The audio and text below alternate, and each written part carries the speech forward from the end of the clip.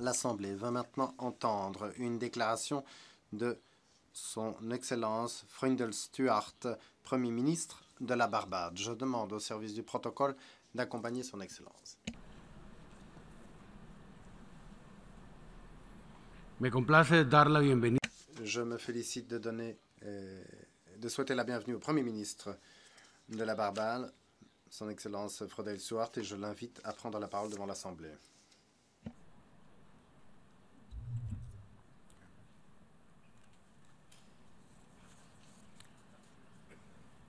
Mr. President, Monsieur le Président, permettez-moi de commencer par vous féliciter à l'élection de la présidence de l'Assemblée générale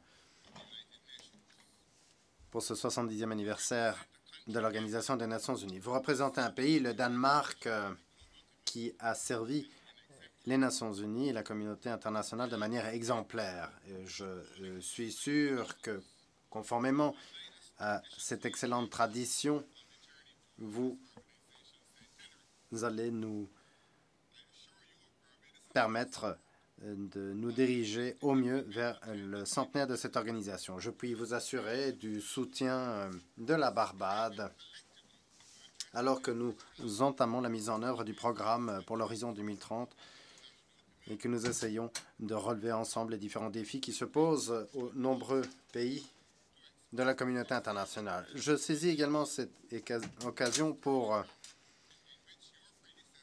saluer, au nom de ma délégation, l'excellent travail de votre prédécesseur, son Excellence Sam Kutesa, qui a présidé les travaux de la 69e session de l'Assemblée générale. Monsieur le Président, il y a 70 ans,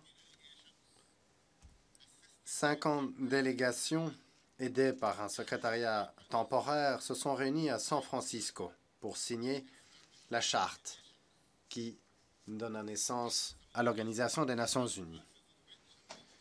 Ce fut un moment dont les conséquences ont été ressenties au travers des frontières, au travers du temps, et qui résonnent encore de manière importante aujourd'hui. Bien évidemment, la Barbade, comme l'écrasante majorité des pays qui sont membres aujourd'hui de l'Organisation des Nations unies, ne faisait pas partie des pays représentés à San Francisco le 26 juin 1945.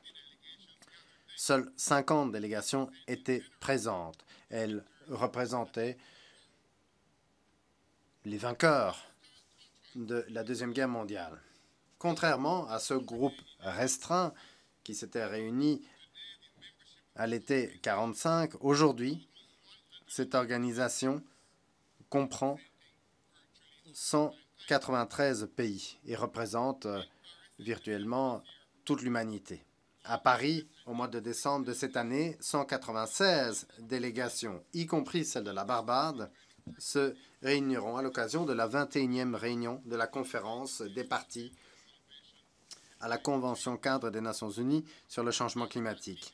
Au cours de cette réunion, nous déciderons ensemble de mesures collectives pour garantir la survie de notre planète. Il s'agit d'une question existentielle pour tous nos pays, mais particulièrement pour les pays qui, comme le mien, sont des petits États insulaires en développement. Notre pays est au bord d'un trou béant qui a été ouvert par le changement climatique. Pour ceux qui ont rédigé la charte de cet organe, la fin de toute guerre mondiale représentait la seule menace existentielle. Même si cette menace existe toujours, c'est indubitable, il serait très dangereux pour nous de ne pas conférer au changement climatique cette même capacité mortelle. La Barbade, ainsi que l'ensemble des pays de la communauté des Caraïbes, ont dit clairement ce qui, selon eux, devrait être le résultat de la 20e réunion de la conférence des parties, à savoir, toutes les parties devraient s'engager à prendre des mesures individuelles et collectives afin de limiter les émissions de gaz à effet de serre conformes à notre objectif ambitieux, à savoir maintenir l'augmentation de la température bien en dessous des 1,5 degrés centigrades par rapport au niveau pré-industriel. Toutes les parties doivent également coopérer coopérer dans le cadre de ces actions. Toutes les parties doivent se soumettre à des cycles quinquennaux de rapports, de vérification et d'adaptation des mesures d'atténuation. L'ensemble des parties doivent également venir en aide aux pays particulièrement vulnérables que sont les petits États insulaires en développement et les pays les moins avancés. Bref, nous avons besoin d'un accord juridiquement contraignant ambitieux avec une participation au niveau mondial. La tragédie qui a frappé notre nation sœur des Caraïbes, la Dominique, qui a été frappée le mois dernier par la tempête tropicale Erika, met en exergue l'urgence d'une réaction mondiale rapide et efficace face au changement climatique. Comme nous l'avons constaté à plusieurs reprises, une seule catastrophe, qu'elle soit naturelle ou anthropique, dans un petit État insulaire en développement, peut avoir des effets catastrophiques du point de vue humanitaire, économique, des infrastructures. Et on estime déjà que les dommages causés par Erika en Dominique renvoient ce pays 20 ans en arrière en termes de développement. En tant que président de la conférence des chefs de gouvernement de la communauté des Caraïbes, je saisis cette occasion pour exprimer ici notre solidarité indéfectible avec nos frères et sœurs de la Dominique et nous lançons un appel à la communauté internationale afin qu'elle continue d'aider la Dominique en cette période difficile. Monsieur le Président, l'histoire est un professeur magnifique. 70 ans après la création des Nations unies, il convient de réfléchir à la voie qui a été dessinée, y compris avec la contribution des petits États comme le mien. Il s'agit d'une voie en grande partie qui se fonde sur des grands principes que l'on retrouve dans la charte, mais également dans les nombreux traités, résolutions et les plans d'action de l'ONU. C'est une voie qui doit nous mener de l'exclusion à l'universalité, une voie qui a vu le nombre d'États membres presque multiplié par 4 en 70 ans. C'est une voie vers un ordre juridique international qui cherche à mettre en équilibre les droits des États avec leurs responsabilités, y compris leurs responsabilités vis-à-vis de leurs citoyens.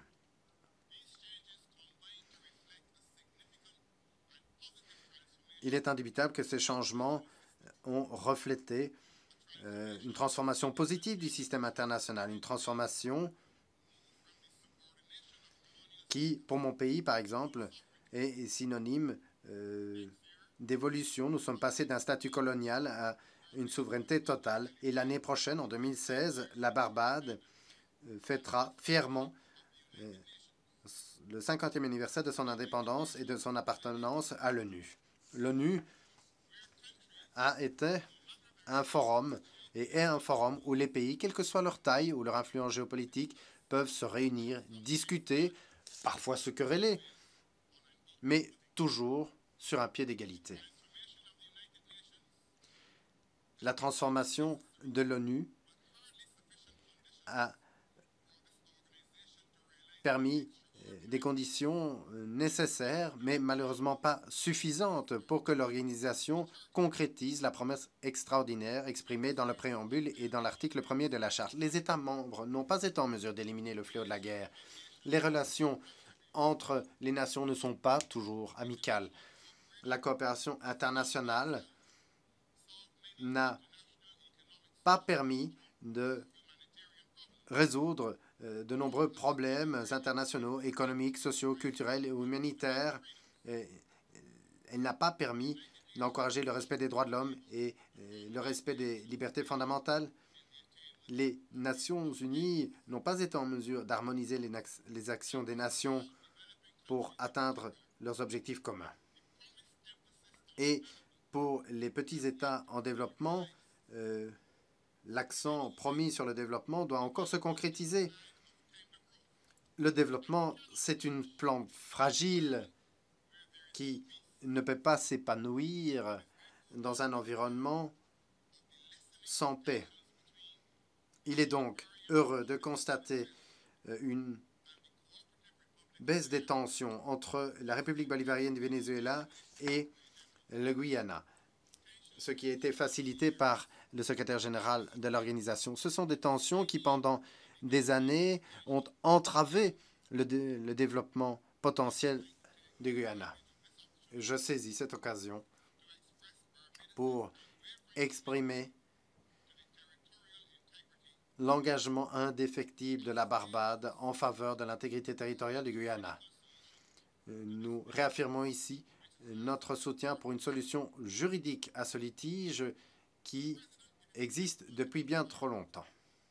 Monsieur le Président, nous avons le droit de nous demander si le monde est plus sûr et plus pacifique aujourd'hui qu'en 1945.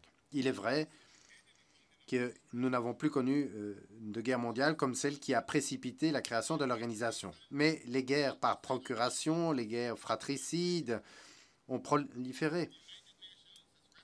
Les Nations unies ont enregistré de très nombreuses réussites face aux très nombreux défis en matière de paix et de sécurité auxquels la communauté internationale a été confrontée ces 70 dernières années. Mais en tant qu'État membre, nous avons la responsabilité de garantir que l'ONU soit équipée pour faire bien davantage. Comme beaucoup dans le monde, nous, les Caraïbes, sommes particulièrement inquiets face aux crises des réfugiés et des personnes déplacées dans leur pays. Nous regrettons que la communauté internationale n'ait pas été en mesure de prendre les mesures politiques nécessaires pour mettre fin à ces crises. Nous soulignons que si ces personnes étaient en mesure de vivre en paix, en sécurité, dans un environnement où leurs droits de l'homme sont respectés, elles ne seraient pas poussées à fuir leur pays, souvent dans des conditions qui mettent leur vie et la vie de leurs enfants en danger. Nous ne pouvons pas nous permettre d'être indifférents. Comme le prix Nobel Elie Wiesel l'a dit, l'indifférence est toujours l'ami de l'ennemi car elle est bénéfique pour l'agresseur.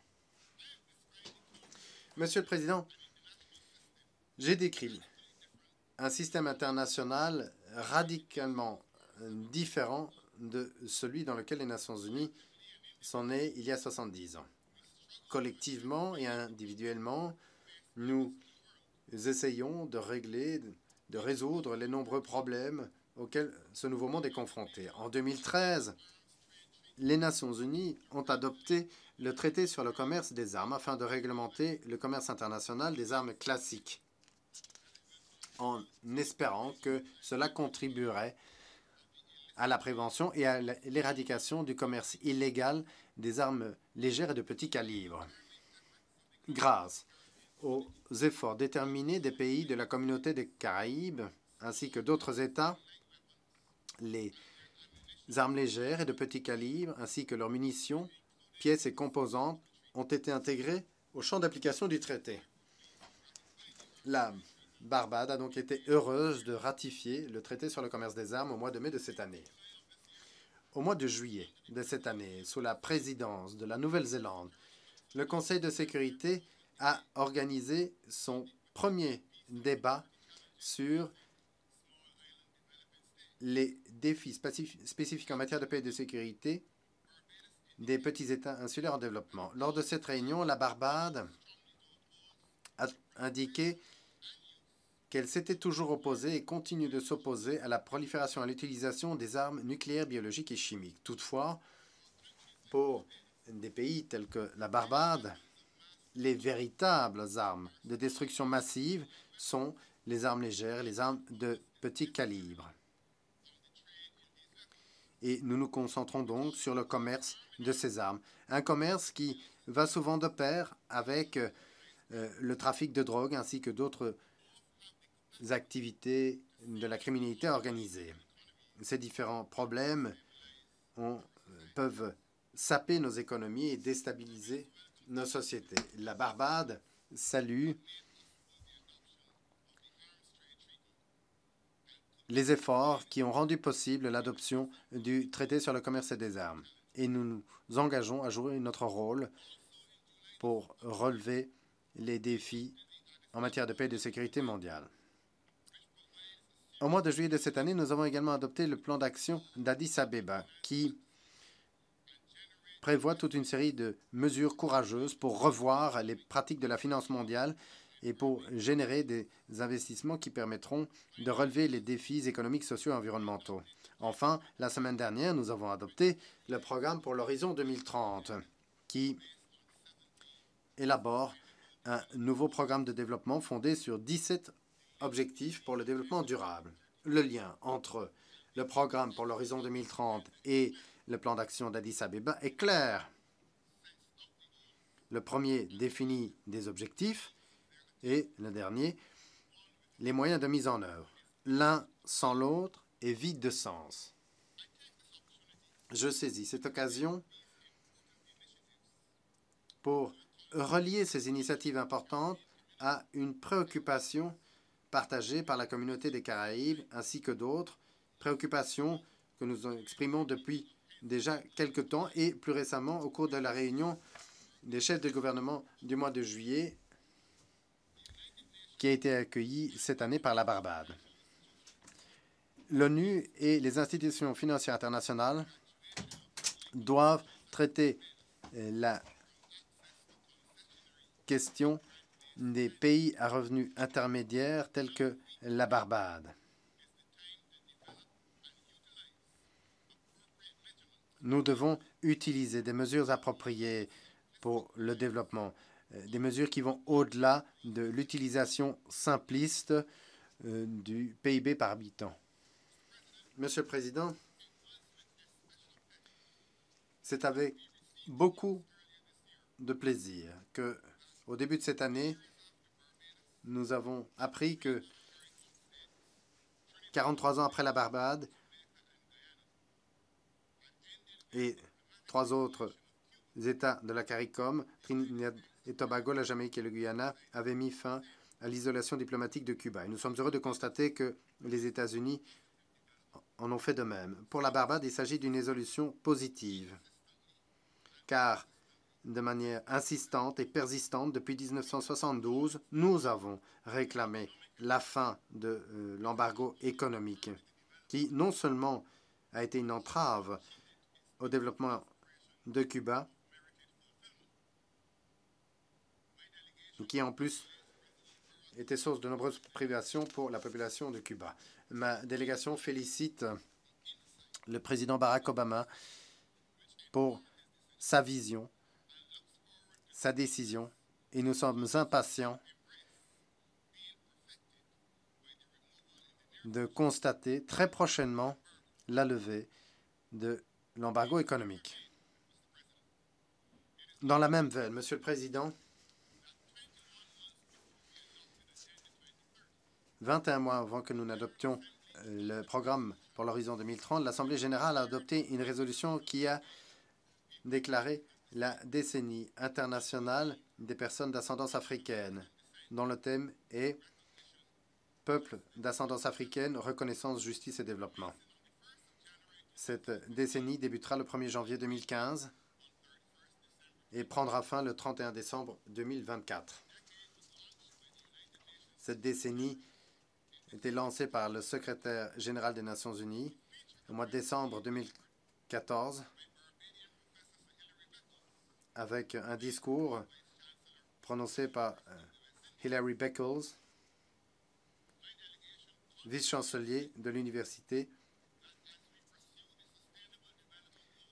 Ma délégation espère qu'on accordera l'importance qu'elle mérite à la justice réparatrice et qu'on en fera mention spécifique dans le programme des activités pour la mise en œuvre de la décennie. Monsieur le Président, permettez-moi de revenir sur l'histoire de notre organisation,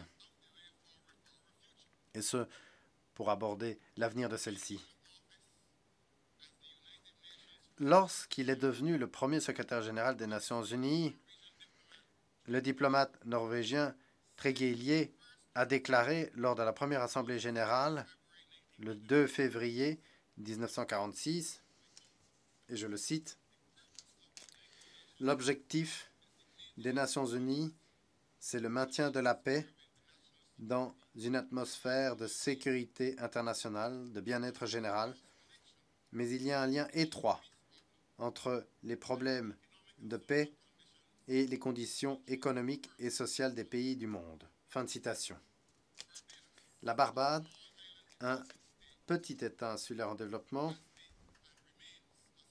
a été et reste un grand défenseur de l'Organisation des Nations unies. Nous restons engagés en faveur des principes du multilatéralisme et de la souveraineté égale des États. Également en faveur du lien inextricable entre la paix et la sécurité d'une part et le développement socio-économique d'autre part. Aujourd'hui, ces principes se reflètent de manière parfaite dans les idéaux auxquels les États membres de l'organisation ont souscrit, dans leur engagement commun afin de promouvoir pour les peuples du monde le progrès social et une meilleure qualité de vie. Je vous remercie. En nombre de la Asamblea General, agradezco al primer... Au nom de l'Assemblée générale, je voudrais remercier le Premier ministre de la Barbade pour la déclaration qu'il vient de prononcer et je demande au service du protocole d'accompagner son Excellence.